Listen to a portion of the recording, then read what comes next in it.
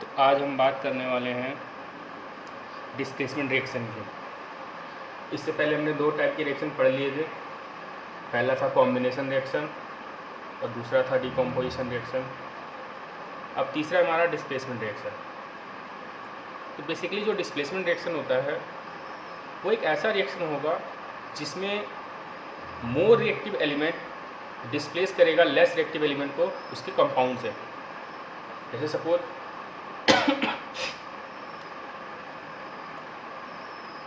ये कोई एलिमेंट ए है और ये कोई कंपाउंड है, क्योंकि यहाँ पर दो एलिमेंट है बी और सी। तो ए यहाँ पर ज़्यादा रिएक्टिव है, ठीक है। तो इसने क्या किया, बी को हटा दिया और ए जो है वो सी के साथ आ गया और बी अलग हो गया हमारा, ठीक है। तो जिस रिएक्शन में more reactive element less reactive element को उसके कंपाउंड से हटाएगा उस रिएक्शन को हम बोलते हैं डिस्प्लेसमेंट रिएक्शन, ठीक है। अब आपको पता कैसे चलेगा कि ये मोर रिएक्टिव है या लेस रिएक्टिव है? तो इसके लिए आपको रिएक्टिविटी सीरीज याद होनी चाहिए, जो कि मैंने यहाँ पर लिख दिया है, ठीक है। Potassium, sodium, calcium, magnesium, aluminium, zinc, iron, lead, hydrogen, copper, mercury, silver, gold. Potassium की अगर हम बात करेंगे, पोटेशियम सोडियम से ज़्यादा रिएक्टिव है क्योंकि इसका एरो साइड है, ठीक है। सोडियम कैल्शियम से ज़्यादा रिएक्टिव है, कैल्शियम मैग्नीशियम से ज़्यादा रिएक्टिव है, मैग्नीशियम एल्युमिनियम से, एल्युमिनियम जिंक से, जिंक आयरन से, आयरन लेड से, लेड हाइड्रोजन से, ये लेड का सिंबल है Pb, हाइड्रोजन कॉपर से, कॉपर मर्क्यूरी से, मर्क्यूरी सिल्वर से, ये सिल्वर का सिंबल है Ag, और सिल्वर गोल्ड से, ठीक है। अब इसको जरा समझते हैं कि इस रिएक्टिविटी सीरीज को हम कैसे इस्तेमाल करेंगे। इसको आप याद करने के लिए ट्रिक बना सकते हो, केदारनाथ का माली आलू जरा फीके पकाता है, ठीक है। इस तरीके से आप याद कर सकते हो। दोबारा रिपीट कर दे रहा हूँ, केदारनाथ का माली आलू जरा फीके पकाता है। बाकी इसके लिए आप कुछ बना सकते हो, ठीक है ना, कॉपर क्यों Hg आगे आऊँ, ऐसे करके कुछ, ठीक है। इस तुक से आपको याद करना पड़ेगा, ठीक है। रिएक्टिविटी सीरीज आपके दिमाग में रहनी चाहिए कि कौन सबसे ज़्यादा रिएक्टिव है, कौन लीस्ट रिएक्टिव है। अब जैसे मैंने एक एग्जाम्पल यहाँ पर कि आयरन को अगर हम कॉपर सल्फेट में डालते हैं तो क्या होगा, ठीक है।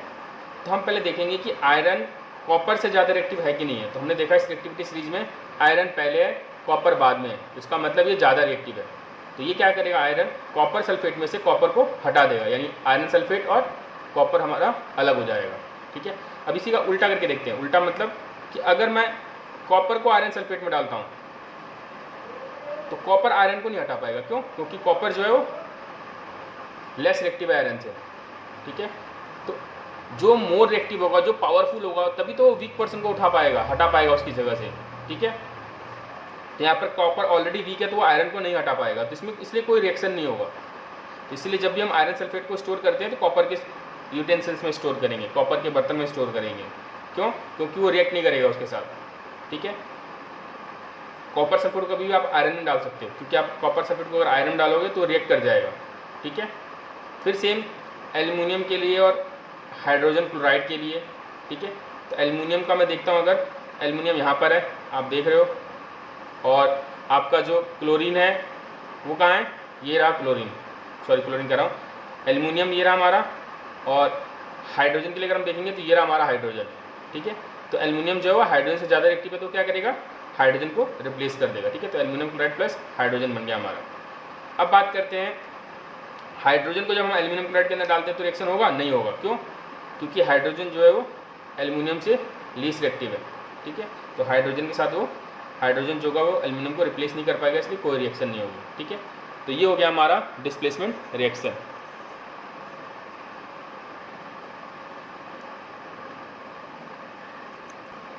अब हम आते हैं next reaction, double displacement reaction.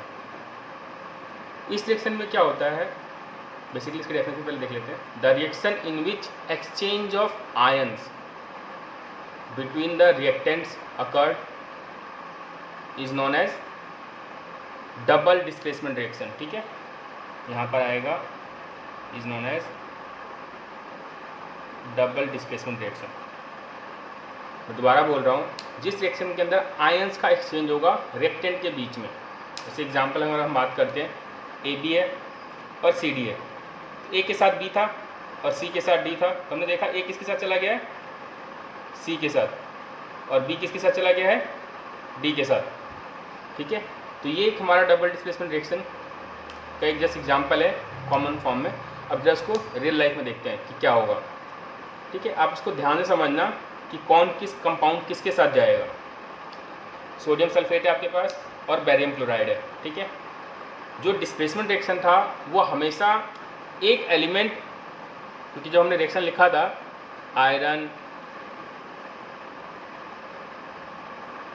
Plus copper sulphate, तो उसने दिया था हमारा आयरन सल्फेट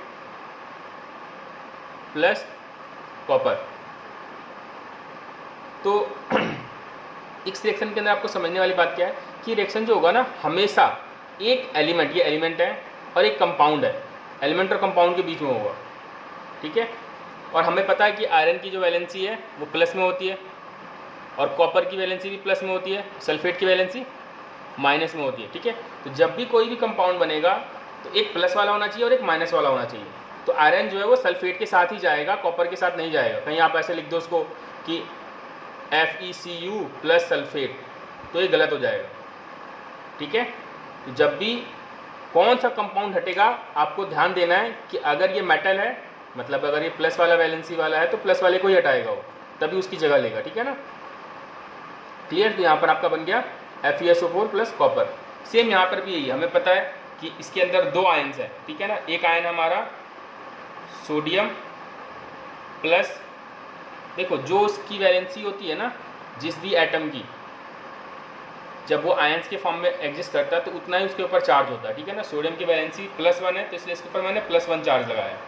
सल्फेट की वैलेंसी -2 है तो इसलिए मैंने -2 चार्ज लगाया, ठीक है। तो ये जो सोडियम सल्फेट है ये दो आयन से मिलकर बना, ये रहे हमारे दो आयन। जैसे मैं अब फिर मैं बेरियम क्लोराइड की बात करता हूँ तो बेरियम की वैलेंसी +2 थी, ठीक है ना। और क्लोरीन का हमारा पता है कि माइनस है, -1, तो माइनस लिख सकते हो आप सीधा। तो हम देख रहे हैं कि बेरियम क्लोराइड बेरियम और क्लोरीन से मिलकर बना है और सोडियम सल्फेट सोडियम और सल्फेट से मिलकर बना है। अब यहाँ पर कौन सा कंपाउंड किसके साथ जाएगा, हमने पढ़ा है कि जब भी कोई कंपाउंड बनेगा उसमें एक पॉजिटिव होगा और एक नेगेटिव होगा, ठीक है। तो यहाँ पर ये प्लस वाला है तो ये किसके साथ जाएगा, नेगेटिव वाले के साथ, प्लस वाले के साथ नहीं जाएगा, ठीक है ना। तो ये जाएगा नेगेटिव वाले के साथ, यानी हमारे पास कंपाउंड बनेगा सोडियम और क्लोरीन का हम कंपाउंड बना के देख लेंगे साइड में। इसकी वैलेंसी -1, इसकी वैलेंसी +1, तो ये बन गया हमारा NaCl, ठीक है। फिर अब बच गया हमारा बेरियम, तो बेरियम किसके साथ जाएगा, सल्फेट के साथ में। इसको भी हम बना के देख लेंगे साइड में, ठीक है। बेरियम Ba सल्फेट का SO4, इसकी वैलेंसी -2, इसकी वैलेंसी +2, तो ये आपका बन जाएगा Ba2SO42। मैंने बताया था कि अगर कॉमन नंबर कॉमन निकाल देंगे तो 2 से 2 हट जाएगा हमारा और ये आ जाएगा BaSO4, ठीक है। तो यहाँ पर आप देख रहे हैं कि बेरियम सल्फेट बन गया हमारा। अब लिख देंगे हम यहाँ पर कि हमारा कंपाउंड जो है वो बेरियम सल्फेट बन गया, ठीक है। सेम यहाँ पर भी देखते हैं हम लेड नाइट्रेट की अगर हम बात करते हैं तो अब ये किस आयन से मिलकर बना है, तो लेड नाइट्रेट लेड से बना हुआ है और नाइट्रेट से। लेड की वैलेंसी में पता है +2 होती है तो हमने +2 लिख दिया, नाइट्रेट की -1 तो माइनस लिख दिया, ठीक है ना। सेम वैसे ही पोटेशियम की वैलेंसी प्लस है और आयोडीन की वैलेंसी माइनस है, ठीक है ना, -1। तो अब ये पता है हमारे पास प्लस वाला है तो ये किसके साथ जाएगा, माइनस वाले के साथ, ठीक है ना। तो आपका यहाँ पर कंपाउंड क्या बन जाएगा, बना के देखते हैं। लेड और ये आयोडीन, इसकी वैलेंसी -1 है, इसकी वैलेंसी +2 है, तो ये बन गया हमारा PbI2। यहाँ लिखेंगे हम PbI2 प्लस पोटेशियम और नाइट्रेट का बना के देखते हैं हम। इसकी वैलेंसी -1, इसकी वैलेंसी +1, तो ये आ गया आपका क्या, KNO3। तो यहाँ पर आपको समझ में आ गया होगा कि डबल डिस्प्लेसमेंट रिएक्शन में क्या हो रहा है। डबल डिस्प्लेसमेंट रिएक्शन में क्या हो रहा है, आयंस का एक्सचेंज हो रहा है, किसके बीच में, रिएक्टेंट के बीच में, ठीक है। तो डबल डिस्प्लेसमेंट रिएक्शन क्या होगा, the reaction in which exchange of ions between the reactants, ठीक है, is known as double displacement reaction आपको मैंने एग्जांपल बता दिया और समझा भी दिया, ठीक है, कि जब भी कोई कंपाउंड बनता है तो उसमें एक पॉजिटिव और एक नेगेटिव रहता है।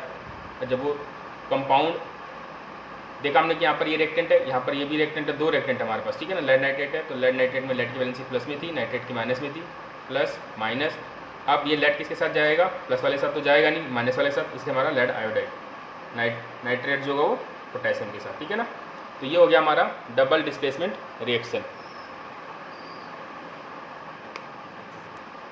अब हम बात करते हैं हमारा नेक्स्ट रिएक्शन एक्सोथर्मिक रिएक्शन, ठीक है।